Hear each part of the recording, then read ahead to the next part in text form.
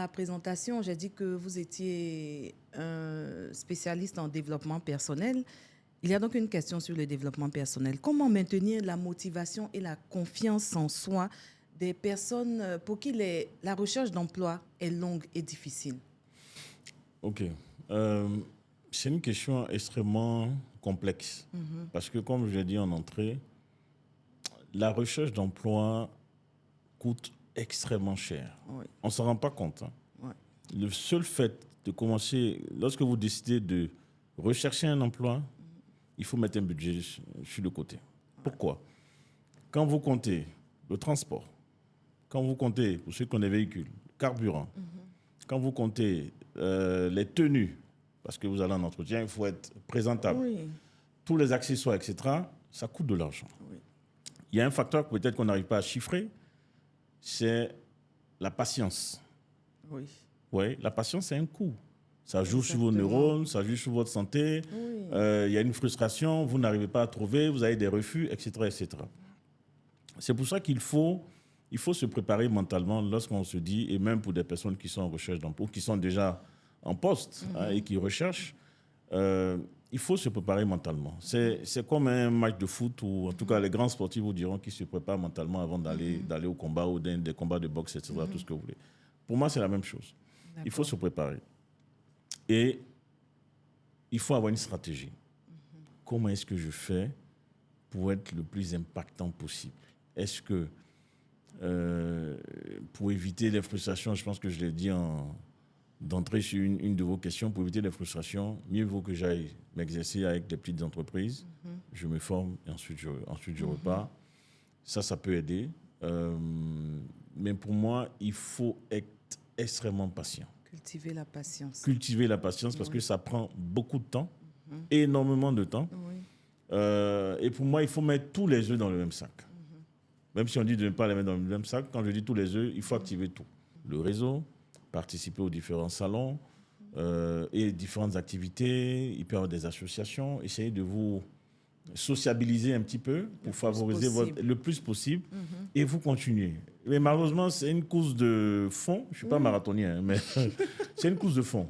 Et il faut prendre son temps. C'est méthodique et il faut cibler où est-ce qu'on est en train de partir. Souvent, structuré dans cette exactement. recherche. Souvent, vous savez, il y a des personnes qui disent « Ah, mais j'ai déposé mes CV. » Et puis c'est tout. Et puis c'est tout.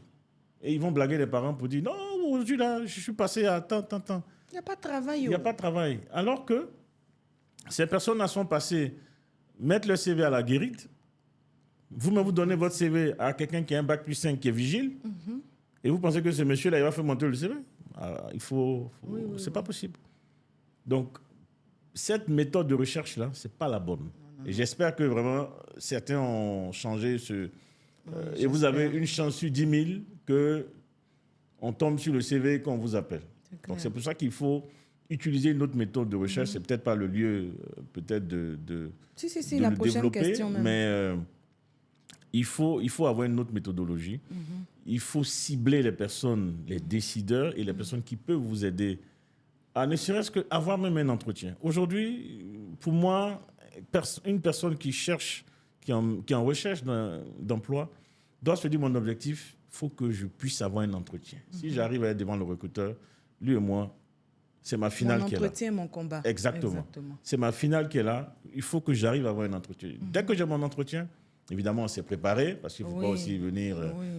Et vous allez peut-être tomber sur quelqu'un qui n'a pas beaucoup de temps. Vous allez croiser un recruteur ou un décideur dans un salon. Pour se vendre rapidement. rapidement. L'essentiel, en 1-2 minutes, le speech est déjà prêt. Monsieur, je sais faire ça. Ta.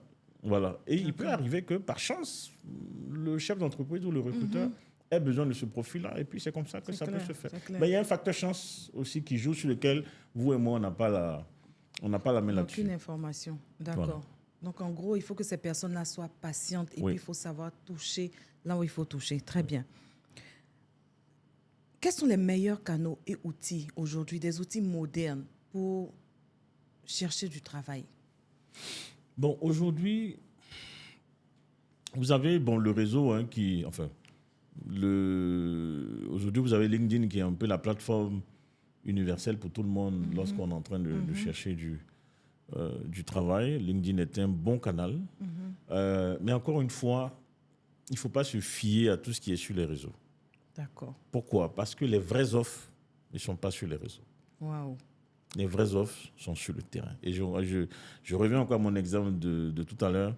Allez-y au deuxième niveau. C'est là-bas qu'il y a du travail. Les PME. Vous passez dans n'importe quelle entreprise, vous pouvez vous dire aujourd'hui, c'est ma journée terrain. C'est en ce sens que je dis que ça coûte de l'argent. Oui, oui, oui. Vous allez cibler le secteur d'activité où vous voulez partir, vous allez cibler le poste que vous voulez faire. Et je vous assure que si cette personne a fait ça pendant X temps, j'en suis persuadé qu'elle va forcément trouver quelque chose. Maintenant, est-ce que ça correspond à ce qu'elle veut faire? Ça, c'est autre chose.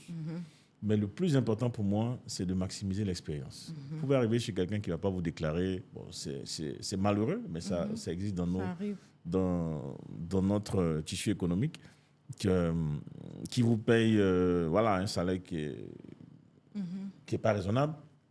Mais ça ne doit pas vous enlever de votre objectif. Vous êtes venu pour apprendre, ça ne doit pas être un frein. Donc ça, c'est quelque chose à travailler. Après, il y a des annonces qui sont là. Mais encore une fois, on revient encore. En fait, c'est une couronne, oui. C'est un cercle. Il y a des annonces qui vont s'afficher, vous allez postuler. Est-ce que le CV a été percutant dès lors que... Et de la même manière que vous êtes sur le CV, c'est comme ça, il reçoit 300, 400, 1000 CV. Et ensuite, il y a les outils pour trier. Est-ce que le mot-clé a été mis?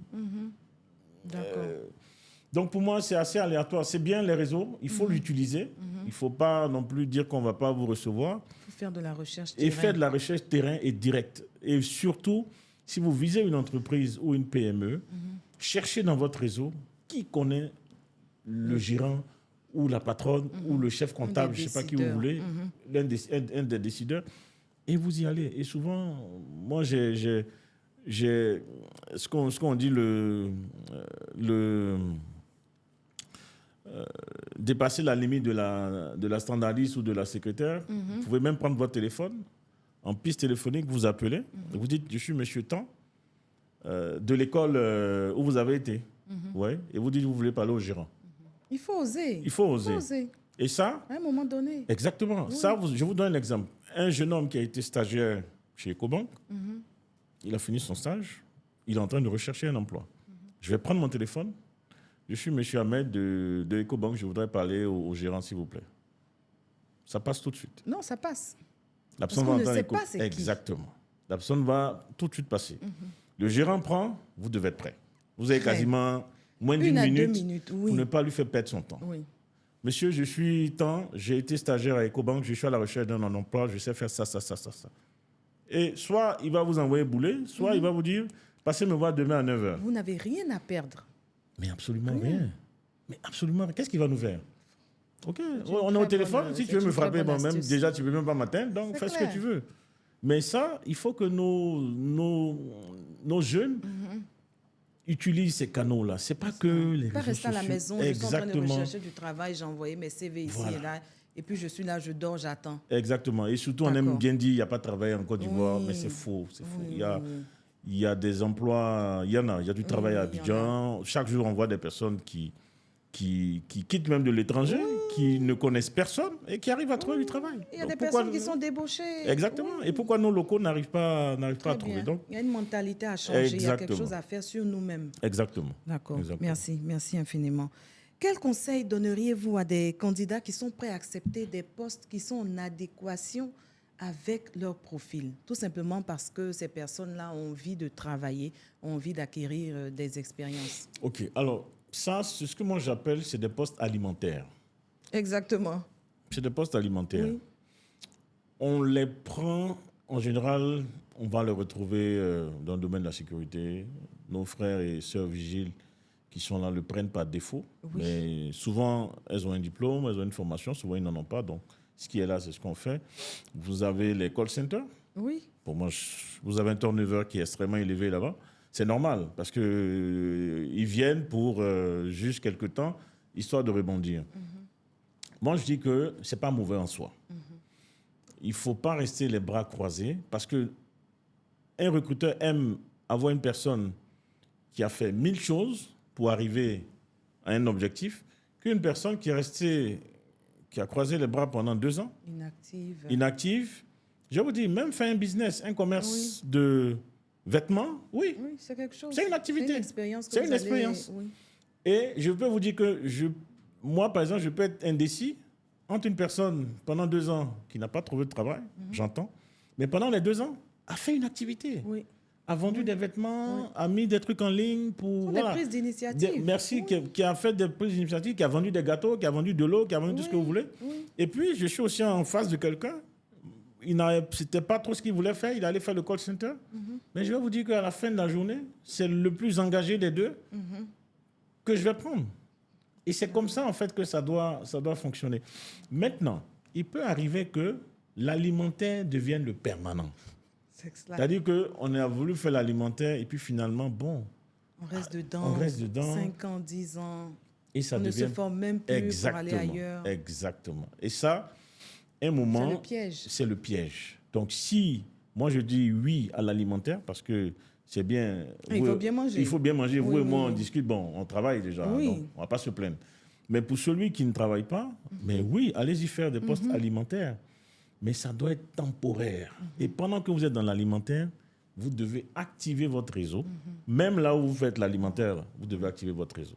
C'est clair. Approcher les personnes, discuter. Ah, écoute, j'ai un bac plus temps, je sais faire ça, j'aime la comptabilité. Toujours dans l'action pour rechercher Exactement. ce qu'on veut.